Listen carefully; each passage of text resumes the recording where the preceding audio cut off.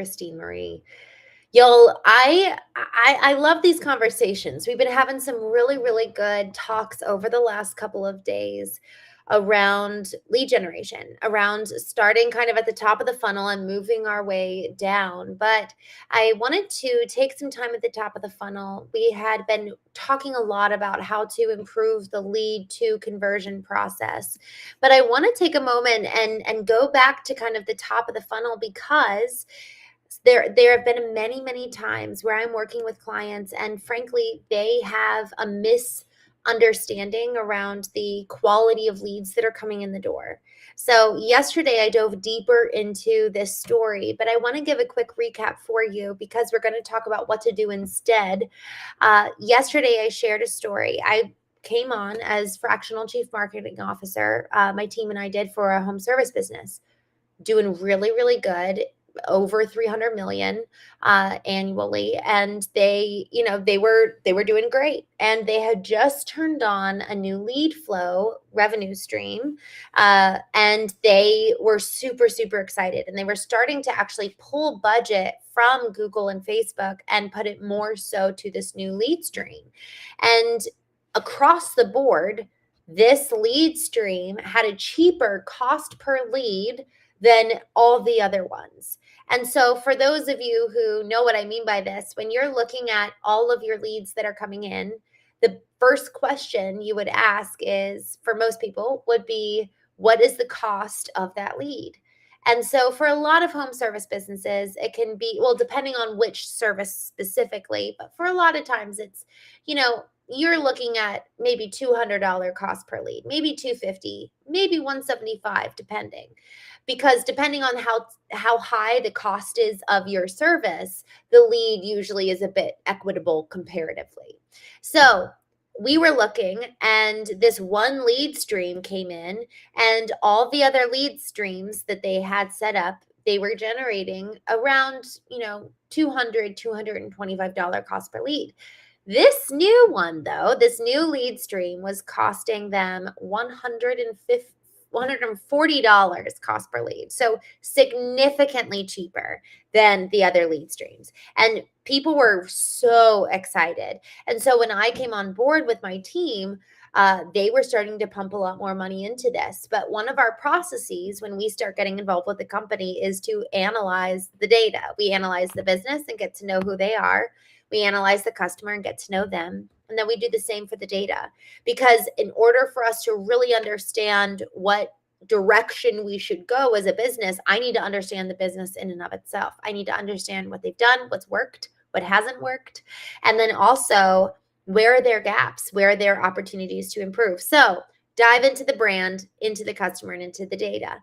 And as we were diving into this revenue stream that everyone was really excited about, that had a very low cost per lead, I decided to kind of pull the thread and follow the yellow brick road. So what happened after the lead moved into the appointment side of things? So you kind of are moving, the customer is moving through the stages of the customer journey.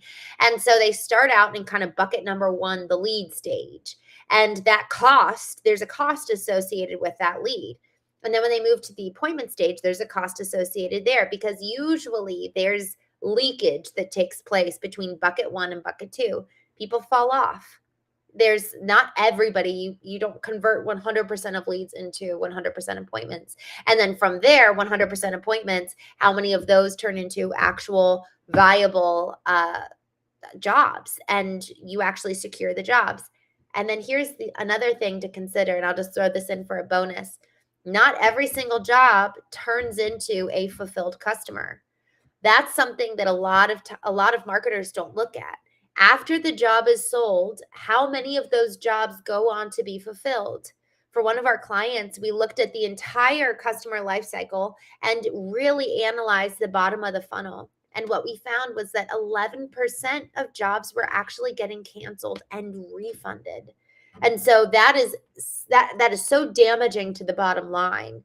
That talk about, okay, yes, we made $350 million this year, but what percentage of those $350 million is going back into the customer's pocket?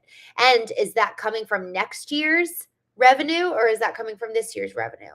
So it's something to pay attention to. What percentage of your jobs are actually canceling and getting refunded? So I was analyzing this process of moving from the lead bucket to the appointment bucket, and then the appointment bucket to the sold job bucket.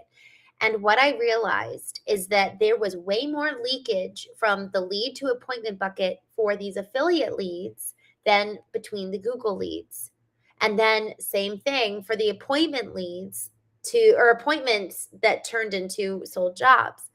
Y'all, what ended up being the case was that $140 lead turns into $900 appointment, and then it turned into an $1,800 sold job because so many people were lost along the way. And when talking with the customer call center of why are we having such bad conversions from leads to appointments, they said that they could never get in touch with the lead. So yes, they filled out a form. Yes, it's a good purchase. We can purchase these leads, and that's how affiliate leads work, but they could never get a hold of them.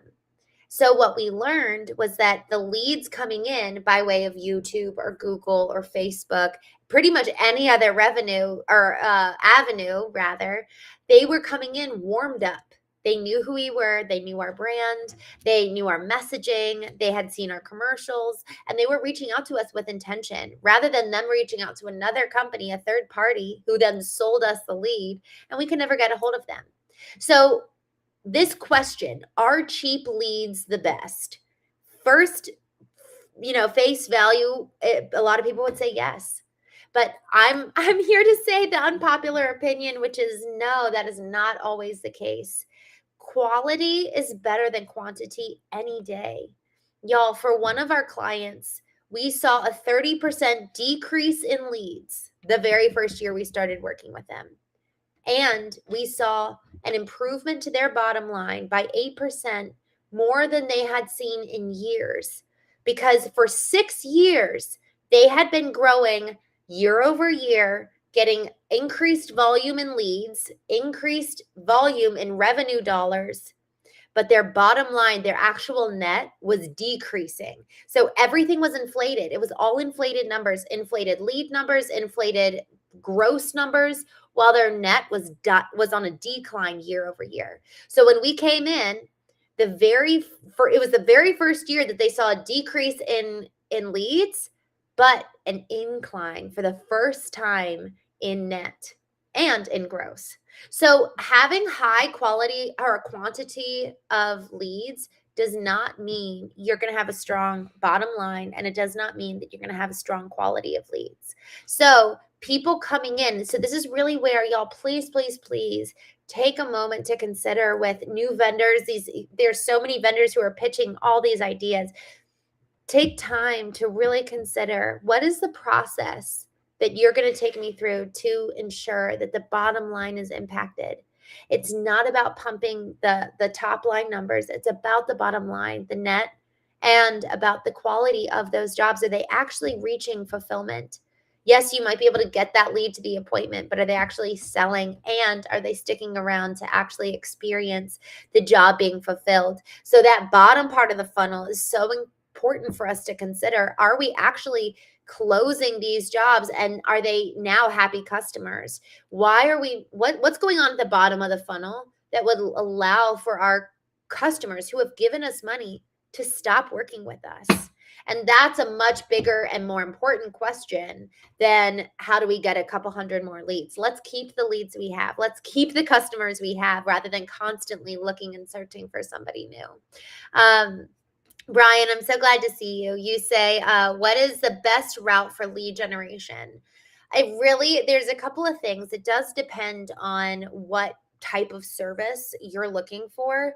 If you have a commodity service, and people are kind of going at it from kind of a lackadaisical approach where there's not a sense of urgency, there's not a strong sense of even perhaps a strong heightened desire where it's like, oh, I just wonder if I was to start doing landscaping, maybe I'll explore this company. So they're coming in a very kind of curious manner, but there's not a real sense of urgency, nor even a strong sense of it's time, I'm ready to do this.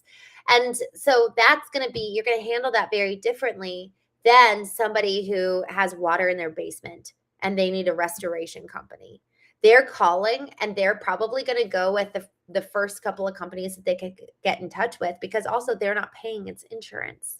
So there's a whole lot of questions that we need to kind of go through in terms of your type of service, given what the customer is thinking and how the customer is going to behave. You know, the behavioral dynamics of your customer when they're engaging with you are really important to consider, to then inform where you're going to really want to focus your advertising efforts. For example, if you've got a service that they're not usually going to buy the first time and they're kind of more so collecting quotes, I highly encourage you to do YouTube marketing, to really put your brand out, to show who you are, to get in front of them so that when they are ready to buy, they already so endeared towards you. They know what your values are. Remember, we talked about this a couple weeks ago. For those of you who have most recently joined, we talked about a strong brand. They know their values. They've got a really, really strong experience that they give a customer where it's like, wow, this is amazing. It's not just, oh yeah, we'll give you a good customer experience, but like, man, it's going to be great every time. And they have a feeling associated. There's an emotion that they can deliver on for the customer, where it's like, when you come in, you're going to have so much relief in your home being taken care of. We're going to come in, look you in the eye, greet you, understand every bit of your problem. You're not just another customer to us. You're now part of our family. That's a very different approach. So when it comes to best advertising channels, I think for those where it really is, man, urgent, it is so important that you've got such a good Google presence. And that's done both through paid means and organic means. So the quality of your organic presence is so important. And organic means like putting in the work to ensure that your team is posting on your Google business profile, that you've got blog content, that you've got content that's optimized for both search engines like Google, but also answer engines like ChatGPT or Claude, where people are searching. People are really starting to search there. So it's important that you're thinking, what is the urgency of my service? How does the customer go about searching for me? A lot of our clients will actually still do traditional means. They've got an ad in the local ball pen park, you know, on the board, and people will be like, "Oh yeah, I saw you sponsored the local team," and so that's awesome. That's so cool for you to be seen in tandem with, talk about emotion, an emotion driven activity that your customers love. They love going to the ball game. So sports sponsor the local team. That's a great way, but again, it depends on what kind of service you have, but that's still a good way to build brand equity. You want to build up brand equity before they need you, ideally months before they need you, so that when it's time for them to make a decision, they already feel an emotion towards you and then make a purchase decision accordingly. So, with that, Brian, thank you so much for joining. Y'all have a wonderful night. I will see you tomorrow on the Daily Conversation.